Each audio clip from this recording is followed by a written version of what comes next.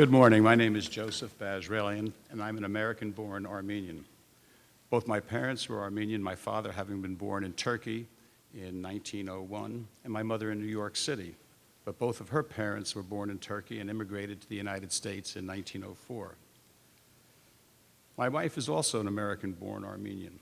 Her parents were both born in Turkey and are survivors of the Armenian Genocide of 1915. When putting this together, I decided a PowerPoint of pictures showing the forced marches with the many dead just wasn't appropriate, because the pictures are burned into my mind as they are of all other Armenians. We Americans recognize the word genocide, and we're familiar with the genocide of Rwanda in 1904, where an estimated 800,000 people were killed. We know of the mass murders of 1.7 million by the Khmer Rouge in the late 70s, and we're very familiar with the ongoing killings in Darfur, the Sudan. We also remember all too well the murder of the Jews and others before and during World War II, and may even know a little something about the Armenian Genocide by the Ottoman Empire in 1915. Perhaps it's symbolic that the documented beginning of the genocide on April 24th, 1915, was just 98 years and 2 days before the date of this conference, and is known as the first genocide of the 20th century. Yet during the first half of the 20th century, the word genocide did not exist. Raphael Lemkin, a Polish lawyer of Jewish descent, first coined the word from the rooted words genos, from the Greek of family or tribe or race, and the word side from the Latin word killing. Lemkin first used the words in 1944 in print about the Armenian massacre of 1915. It was Lemkin who campaigned for international laws defining and forbidding genocide and a ban against a ban of crimes against humanity. His written proposals, however, were turned down by the Paris Peace Conference of 1945. Largely through Lemkin's continued efforts as a professor of law at Rutgers University, the concept of genocide was finally adopted by the UN in 1951. Whoops. Well, there we go. Genocide is briefly defined as, quote, acts committed with the intent to destroy in whole or part a nation, ethnicity, race, or religious group by killing part or all of the members of a group. 2, intentionally inflicting on the group conditions of life calculated to bring about its physical destruction in whole or in part. And 3, forcibly transferring children of that group to another group. There are 5 basic premises, but I thought I would just hit those 2. The Armenians first settled in the Anatolian plains, which is present-day Turkey and east of present-day Armenia, over 3,000 years ago. Nearly every Armenian in the world can trace his family's roots back to this small area. When an Armenian meets another Armenian for the first time and asks him where he's from, he doesn't mean Paramus or New Jersey or the US or Europe. What he really means is the village in Turkey where his family is from, like Van or Aintab or Mush or Everek or Diyarbakir. In 1915, there were approximately 2.4 million Armenians in Turkey. By the mid-1920s, there were 30,000.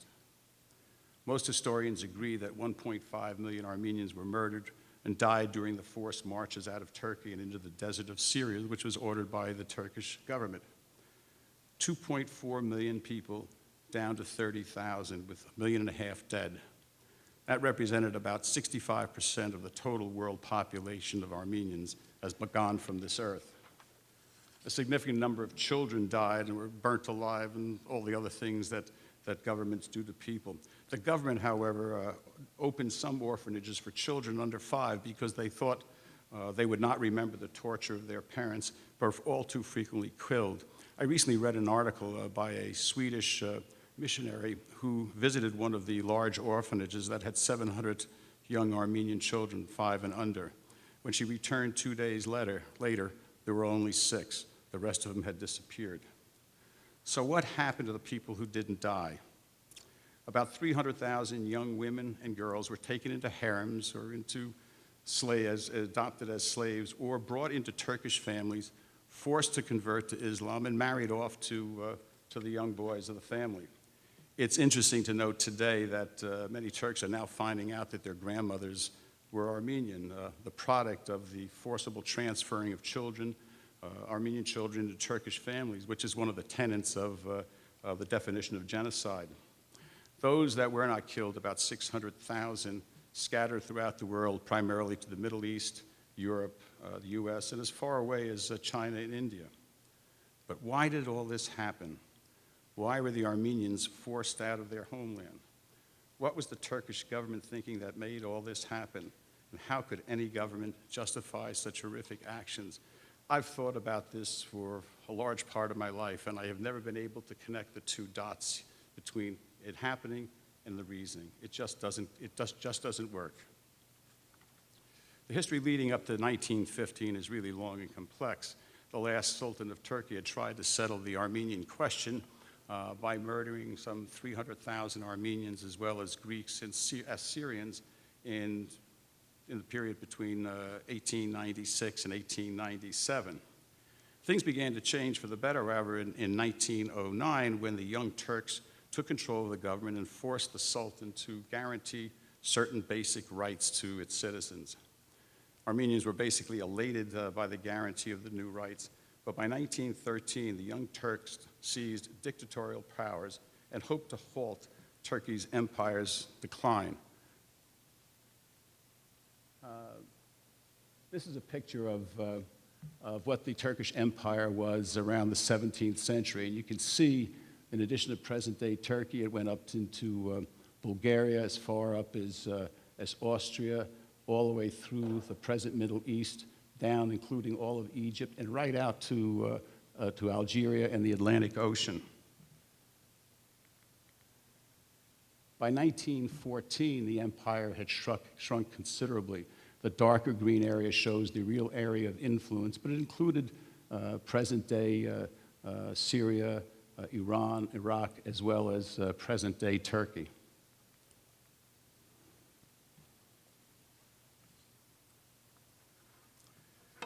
The newly empowered Young Turks wanted to create a new Turkish empire of great, this is a quote, of great and eternal land with one language and one religion. But there was a problem. The historical lands of the Armenians and over 2 million people who lived there lay in the way of expansionist plans. At the same time, in 1913 or thereabouts, there was a dramatic rise in Islamic fundamentalist agitation, and the Armenians were once again branded as infidels because of their religious, cultural, education, and business successes relative to the Turkish peasantry. The government exploited the differences and rallied the Turkish people at the expense of the Armenians, even though Turks and Armenians had coexisted and lived in the same land for centuries. When World War I broke out in July of 1914, with Turkey siding with Germany and Hungary, the world's attention was centered elsewhere. It was a perfect opportunity to solve the Armenian problem. First, all arms were confiscated from Armenians. Second, in August of 1914, all able-bodied men and boys were conscripted into the army and used as pack mules until they were worked to death or otherwise executed. On April 24th, 1915, 300 Armenian political leaders, educators from Constantinople, which is now known as Istanbul, were taken from their homes out to the Bosphorus, either hanged or shot or drowned. At the same time, the triumvirate of three pashas sent out coded telegrams to all the provincial governors on how to eliminate all Armenians from 5 years of age and up, and ordered that they be taken out of the towns and slaughtered. Hence, the destruction of a people began. Next were the old men and women and children who were forced out of their homes with only what they could carry. Turks euphemistically call this relocation marches to remove, they said, the Armenians from the war zones.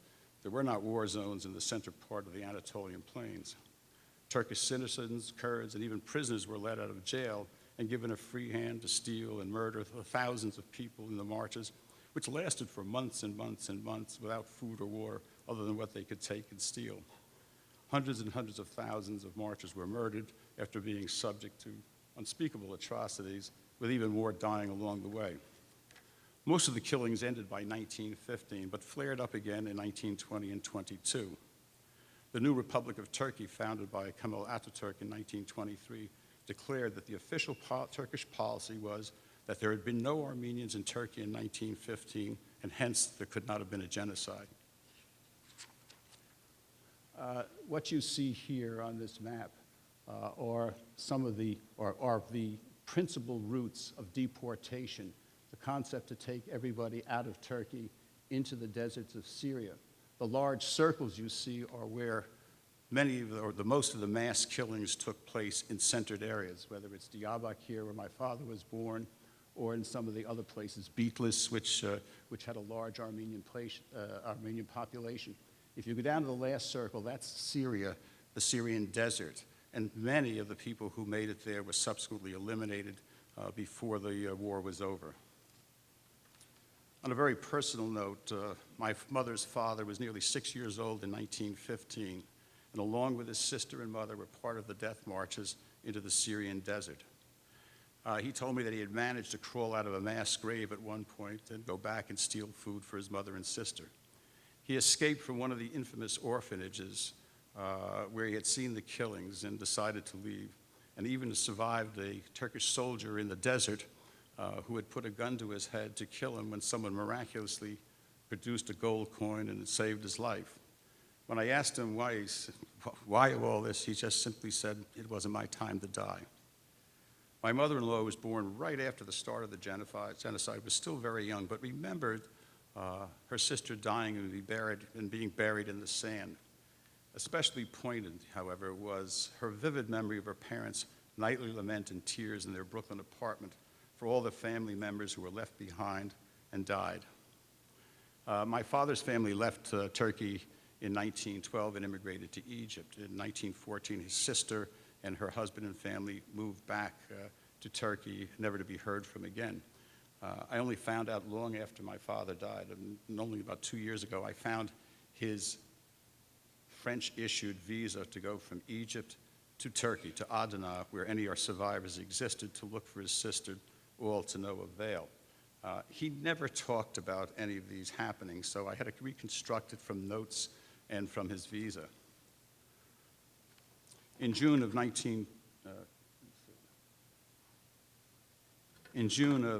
2011, my wife and I, along with 11 other Armenians, made a pilgrimage to Turkey to trace our family's roots and visit the ancient lands of our people. I wanted to wander the streets of the walled city of Diyarbakir, where my father was born and my paternal grandparents had been born. In 1915, there were 60,000 Armenians in Diyarbakir, Turkey, the city itself. Now there are 5. We visited the cities of eastern Turkey, such as Van and Bitlis, Ani, Mush, where no Armenians any longer exist, and to see some of the remaining 10,000 churches that had been built by our people, some of which are now mosques, some are warehouses, most are just decaying crumbles of rubble and are no longer recognizable for what they were. In the ancient city of Van, it's a large city on a lake, which was on the previous exhibit. Some 50,000 Armenians lived there in 1915, and I recall seeing a picture of the city in 1915, a vibrant ancient city. When I stood there this time, there was nothing. There was no building, not a stone, not a remembrance of anybody, the city having been moved several miles away. We also visited, I guess I pushed this back. We also visited a 13th century Armenian monastery on an island in Lake Van, which had been abandoned in 1950, and on which island not a soul lives other than the thousands and thousands of seagulls. I wandered the island and the monastery and was struck by the silence surrounding me, only interrupted by the screech of the thousands and thousands of seagulls. And I saw it as a metaphor for the Armenian people who once inhabited this land, silent with people no more, just the echoes of their screams represented by all those seagulls. I also visited Akdamar Island, on Lake Van, which contains an Armenian church completed in 930 AD. It's one of the world's most significant architectural church structures. I found it incredibly interesting as we boat landed us on the island. There was a large sign in Turkish and English that described the historic church as being Christian, but left out any reference to it being Armenian.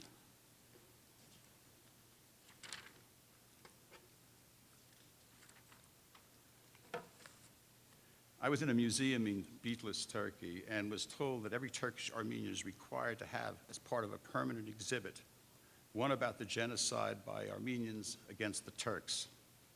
Yet nothing is permitted regarding the genocide or massacre of the Armenians. As I stood in the museum looking at a bust of Kemal Atatürk, and throughout Turkey there are busts and pictures of him everywhere as the founder of the new republic, a Turkish woman who spoke English asked me if I knew what the inscription said below the bust. And obviously I didn't, and she couldn't tell, and she said, and she quoted it to me, a quote by Kemal Atatürk: "A country can never be a nation unless it acknowledges its past." Denialist discourse today doesn't withstand the legal and historical scrutiny which exists. I wondered, how could a nation nearly 100 years later still deny the murder of the Armenians? And I just shook my head in despair and really moved on. There is a provision of anti-Turkishness in, does it say? 1 minute? Wow. Okay. Let me conclude very quickly then. My wife and I no longer have any anger after our trip to eastern Turkey because we're comforted by the knowledge that our people that were once there and somehow we still survive. I want to conclude with a quote from William Saroyan, which is as follows: "I should like to see any power of the world destroy this race, this small tribe of unimportant people whose wars have been fought and lost, whose structures have crumbled, literature is unread, music is unheard, and prayers are no more answered. Go ahead, destroy Armenia. See if you can do it. Send them into the desert without bread and water. Burn their homes and churches. Then see if they will not laugh, sing, and pray again. For when two of them meet anywhere in the world, see if they will not create a new Armenia." Thank you.